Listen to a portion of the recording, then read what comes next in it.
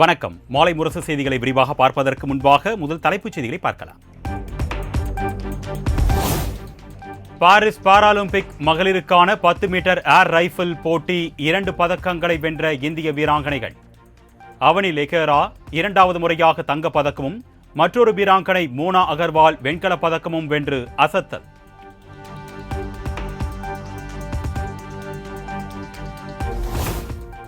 Paris Paralympic ஆடவர் 10 metre air rifle போட்டி 5வது இடம் பிடித்து இந்தியாவின் மனிஷ் நவால் இறுதிப் போட்டிக்கு தகுதி.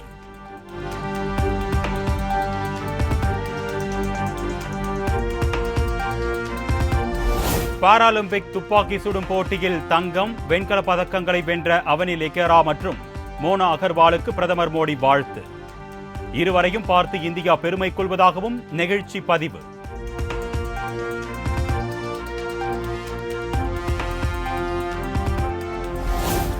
மகாராஷ்டிராவில் சத்ரபதி சிவாஜி சிலை உடைந்த விவகாரம். தலை குனிந்து மன்னிப்பு கேட்பதாக பிரதமர் மோடி பேச்சு.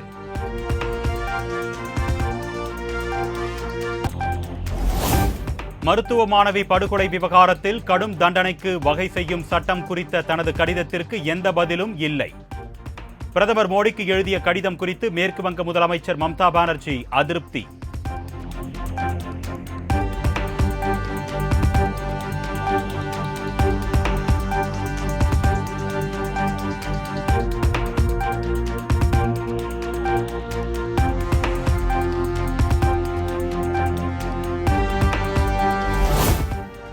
பாஜகவில் இணைந்தார் ஜார்க்கண்ட் முன்னாள் முதலமைச்சர் சம்பாய் சோரன். ராஞ்சியில் நடைபெற்ற நிகழ்ச்சியில் மத்திய அமைச்சர் சிவராஜ் சிங் சௌகான் முன்னிலையில் இணைத்துக் கொண்டார்.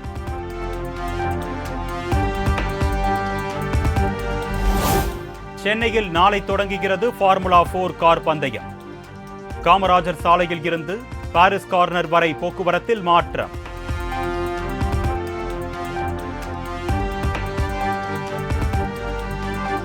மெரினாவில் உள்ள நம்ம சென்னை செல்ஃபி பாயிண்ட் அருகே காட்சிப்படுத்தப்பட்டுள்ள ஃபார்முலா 4 பந்தய கார்களின் முன்பு நின்று செல்ஃபி எடுத்து மகிழும் மக்கள் கூட்டம்.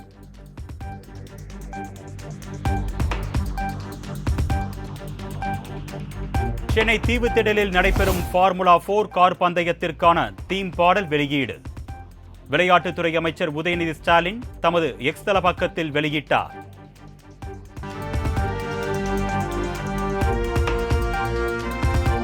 ஃபார்முலா 4 கார் பந்தயத்தால் மக்களுக்கும் போக்குவரத்துக்கும் எந்தவிதமான சிக்கலும் இல்லை. தமிழ்நாடு அரசு கூடுதல் செயலாளர் அதுல்ய மிஸ்ரா தகவல்.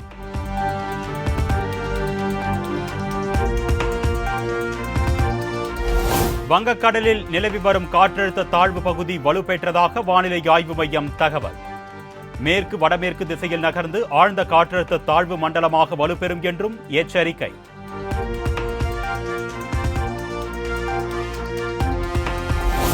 தமிழகத்தில் உள்ள 13 மாவட்டங்களில் இன்று கனமழைக்கு வாய்ப்பிருப்பதாக வானிலை ஆய்வு மையம் தகவல். சென்னையில் அடுத்த 48 மணி நேரத்திற்கு மிதமான மழை பெய்யக்கூடும் என்றும் எச்சரிக்கை.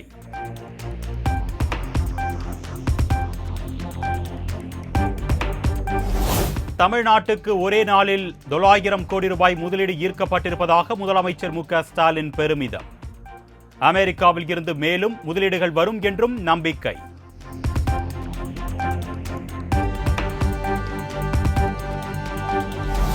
அமெரிக்காவின் சான் பிரான்சிஸ்கோவில் முதலமைச்சர் மு.க. ஸ்டாலின் தலைமையில் முதலீட்டாளர்கள் மாநாடு.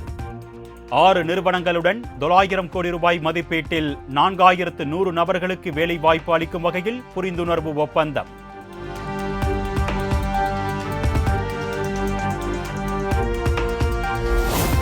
சென்னை தரமணியில் செமிகண்டக்டர் உற்பத்தி தொழிற்சாலை அமைக்க புரிந்துணர்வு ஒப்பந்தம். சென்னை சிறுசேரியில் 450 கோடி ரூபாய் முதலீட்டில் நோக்கியா ஆலை அமைக்கவும் ஒப்பந்தம் கையெழுத்து.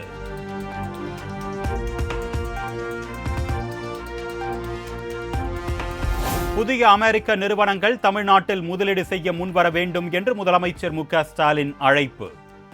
இந்தியாவின் மொத்த உள்நாட்டு உற்பத்தியில் தமிழ்நாட்டின் பங்கு அதிகம் என்றும் பெருமிதம். முதலீட்டாளர்களை சிவப்பு கம்பளம் விரித்து தமிழ்நாடும் உங்களை வரவேற்க காத்திருக்கிறது.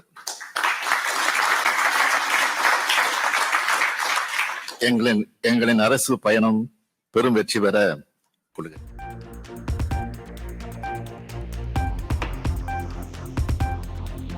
பாஜக மாநில தலைவர் அண்ணாமலை லண்டன் சென்றுள்ளதால் கட்சி பணிகளை ஒருங்கிணைக்க ராஜா தலைமையில் குழு அமைப்பு. பாஜக மாநில துணைத் தலைவர்கள் சக்கரவர்த்தி, கனக சபாபதி உள்ளிட்ட 6 பேர் குழுவில் இடம்பெற்றுள்ளனர்.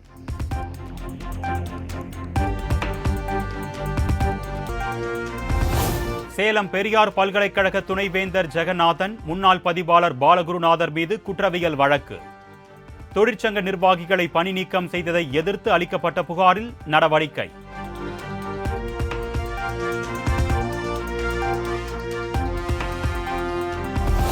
சென்னை மெட்ரோ ரயில் திட்டத்தில் ஐனாவரம் முதல் ஓட்டேரி வரை சுரங்கம் தோண்டும் பணி நிறைவு.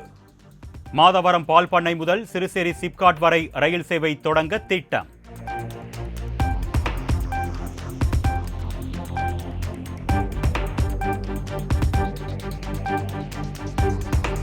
ஹெராயின், கொக்கைன், ஓபியம் போன்ற போதைப்பொருள் புழக்கம் தமிழகத்தில் அதிக அளவில் உள்ளது.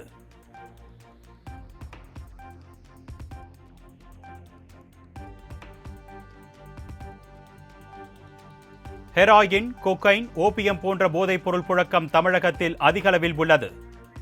போதைப்பொருள் தடுப்பு விழிப்புணர்வு நிகழ்ச்சியில் தமிழ்நாடு ஆளுநர் RN ரவி குற்றச்சாட்டு.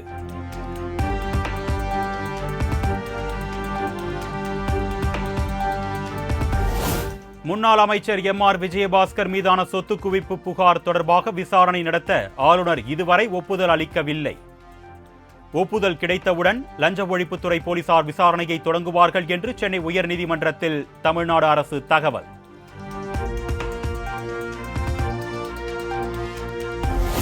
₹100 கோடி நில மோசடி வழக்கில் முன்னாள் அமைச்சர் MR விஜயபாஸ்கர் சகோதரரின் முன்ஜாமீன் மனு தள்ளுபடி. சாட்சிகளை கலைக்க வாய்ப்பிருப்பதால் ஜாமீன் வழங்க முடியாது என்று உயர்நீதிமன்றம் திட்டவட்டம்.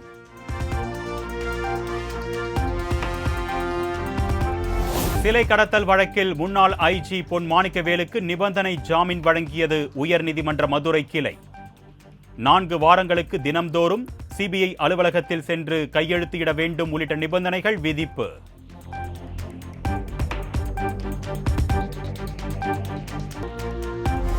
அலகாபாத் உயர்நீதிமன்ற நீதிபதி ஷமீம் அகமதுவை சென்னை உயர்நீதிமன்ற நீதிபதியாக நியமிக்க கொலிஜியம் பரிந்துரை. மறுபரிசீலனை செய்ய வேண்டும் என்ற நீதிபதி ஷமீம் அகமதுவின் கோரிக்கையை பரிசீலிக்க எந்த முகாந்திரமும் இல்லை என்றும் அறிவிப்பு.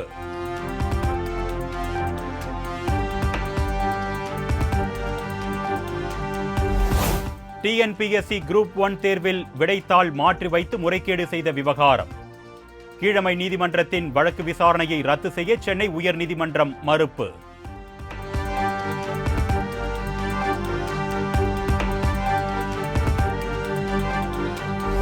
(2026) சட்டமன்ற தேர்தலிலும் எடப்பாடி பழனிசாமி தோல்வியடைவது உறுதி என்று டிடிவி தினகரன் பேட்டி. இரட்டை இலை சின்னம் பணபலத்தால் மக்களை ஏமாற்றிவிட முடியாது என்றும் விமர்சனம். பழனிசாமி படுதோல்வி அடைய போவது உறுதி. இரட்டை இலை சின்னத்தை காட்டி பணபலத்தால் மக்களை ஏமாற்ற முடியாது. 26 வரை அவர் முயற்சி செய்கிற உடனடியாக அந்த தொண்டர்களும் அங்கு உள்ள நிர்வாகிகளும் வாய் மூடி மௌனமாக இருந்தார்கள் என்றால்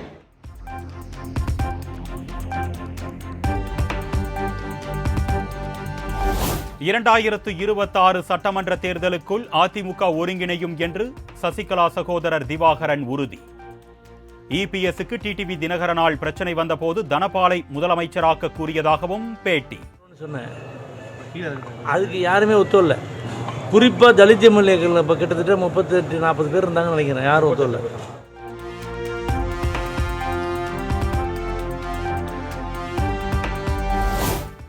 திருச்சி NIT மாணவர்கள் பிரச்சனை ஏதும் இருந்தால் தொடர்பு கொள்ள தன்னுடைய வாட்ஸ்அப் எண்ணை வழங்கியிருப்பதாக திருச்சி SP வருண்குமார் பேட்டி.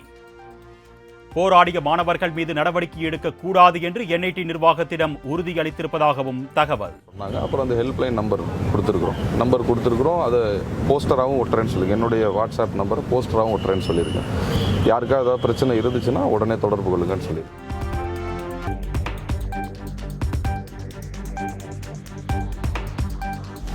திருச்சி NITயில் பாலியல் தொல்லை தொடர்பாக புகார் வரும் பட்சத்தில் கடும் நடவடிக்கை எடுக்கப்படும் என்று மாவட்ட ஆட்சியர் பிரதீப் குமார் உறுதி. NITயில் உள்ள பாதுகாப்பு குறைபாடுகளை சரி செய்ய நிர்வாகம் உறுதியளித்திருப்பதாகவும் தகவல். கம்ப்ளைண்ட் கொடுத்திருக்காங்க. அவர்கள் இன்டர்னலா நடவடிக்கை எடுக்கிறாங்க. நம்ம பாலியல் தொடர்பான புகார்கள் மாவட்ட நிர்வாகத்திற்கு வரும் பட்சத்தில் நிச்சயமாக கடுமையான நடவடிக்கை எடுக்கும். இதுக்கு முன்னாடி எது புகார் வந்திருக்காது.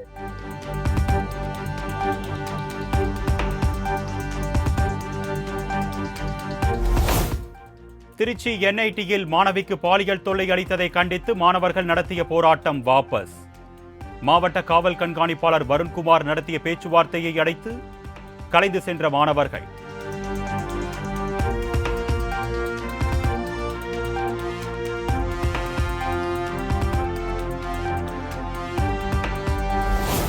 மாணவியிடம் ஒப்பந்த ஊழியர் பாலியல் அத்துமீறலில் ஈடுபட்ட சம்பவம் வருத்தமளிக்கிறது என்று திருச்சி NIT விளக்கம்.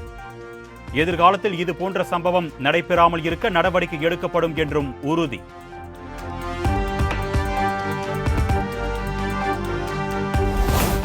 கோடநாடு எஸ்டேட் கொலை கொள்ளை வழக்கில் வாளையாறு மனோஜ் நீதிமன்றத்தில் ஆஜர்.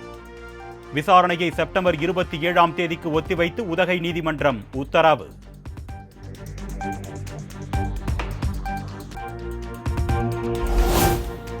பழனி எக்ஸ்பிரஸ் ரயிலில் பயணித்த கரூரைச் சேர்ந்த IT நிறுவன பெண் ஊழியருக்கு பாலியல் தொல்லை. சென்னையில் உள்ள தனியார் சாப்ட்வேர் நிறுவன ஊழியரை கைது செய்து ரயில்வே போலீசார் விசாரணை.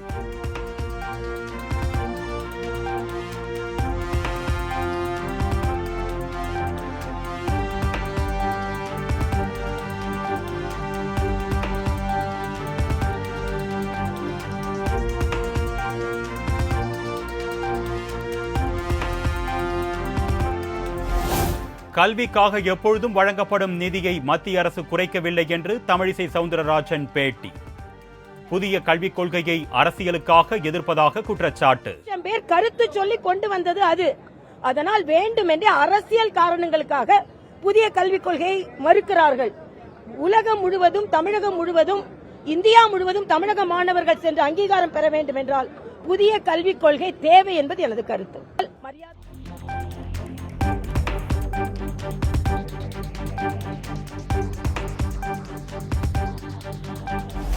தஞ்சாவூர் மாவட்ட ஆட்சியர் அலுவலகத்தில் விவசாயிகள் நீர்வளத்துறை அதிகாரிகளுக்கு இடையே கடும் வாக்குவாதம். கல்லணை கால்வாயில் தண்ணீர் திறக்கப்பட்டு 1 மாத காலமாகியும் இதுவரை கடைமடை பகுதிகளுக்கு தண்ணீர் வரவில்லை என்று ஆதங்கம்.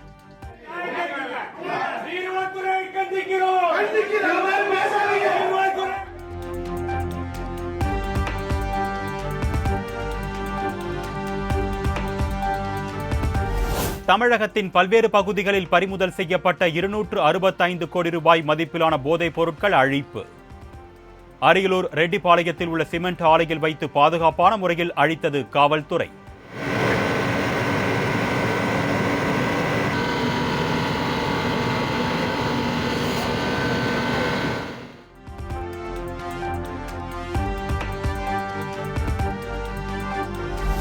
கன்னியாகுமரி மாவட்டம் அரபிக்கடல் பகுதியில் பலத்த சூறைக்காற்று வீசி வருவதால் மீனவர்கள் கடலுக்கு செல்ல தடை. 10,000த்திற்கும் மேற்பட்ட ஃபைபர் படகுகள் துறைமுகங்களிலேயே பாதுகாப்பாக நிறுத்தி வைப்பு.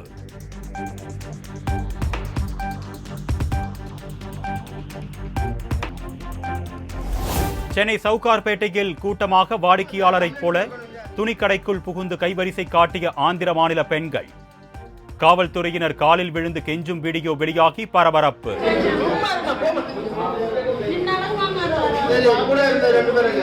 ஹலோ ஹலோ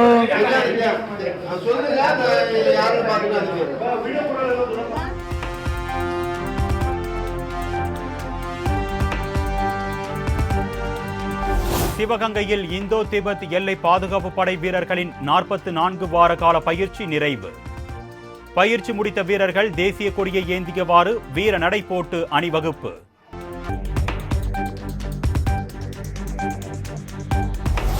நேபாளத்தைச் சேர்ந்த காதலனுடன் வீட்டை விட்டு வெளியேறிய 13 வயது சிறுமி மீட்பு. செல்போன் பயன்படுத்த பாட்டி கட்டுப்பாடு விதித்ததால் காதலனை திருமணம் செய்ய முடிவெடுத்ததாக வாக்குமூலம்.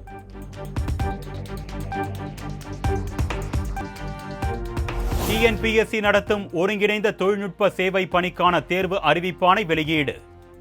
இன்று முதல் செப்டம்பர் 28ஆம் தேதி வரை விண்ணப்பிக்கலாம் என்றும் அறிவிப்பு.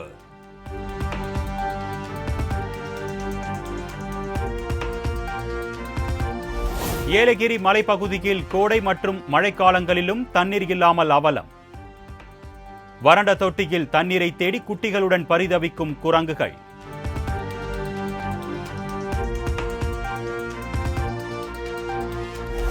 இரண்டு நாள் அரசுமுறை பயணமாக வருகின்ற 4ஆம் தேதி சிங்கப்பூர் செல்கிறார் பிரதமர் நரேந்திர மோடி. திறன் மேம்பாடு, சுகாதாரம் உள்ளிட்ட துறைகளில் இருதரப்பு நல்லுறவை மேம்படுத்துவது குறித்து முக்கிய ஆலோசனை.